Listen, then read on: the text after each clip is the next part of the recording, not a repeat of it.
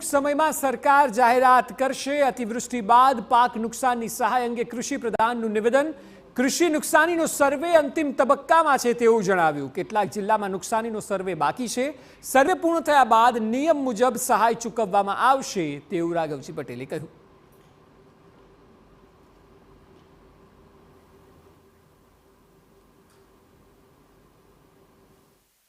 અતિવૃષ્ટિને લઈ અને જે સર્વે થયો છે એમાં અમુક જિલ્લાઓમાં જે સર્વેનું કામ બાકી છે સંપૂર્ણ અહેવાલ આવી જાય પછી જ અમે એના ઉપર આગળની કાર્યવાહી કરી શકીએ।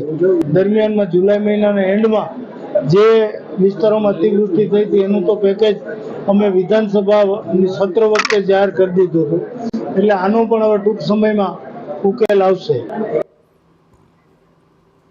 પાછોતરો વરસાદ ન પડતા મગફળી પકવતા ખેડૂતો ચિંતામાં છે। સિંચાઈ માટે વીજળીનો સમય વધારવાની કૃષિ પ્રધાને જાહેરાત કરી છે।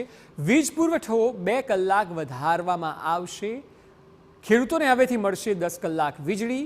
મગફળીના પાકને સિંચાઈ આપવી બનશે સરળ। વરસાદ જ્યારે પડ્યો ત્યારે અવિરત પડ્યો અને હવે જ્યારે મગફળીના પાકને છેલ્લા પાણીની જરૂર છે, કપાસના પાકને પાણીની જરૂર છે ત્યારે ખેંચાણો છે।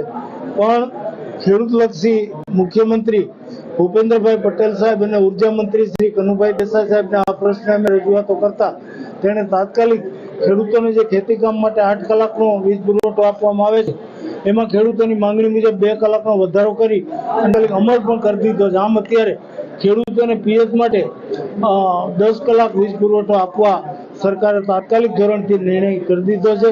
અત્યારે પાણી પણ છે, જેના કારણે આ નિર્ણયથી ખેડૂતોના ઊભા પાકને ખૂબ મોટો ફાયદો છે।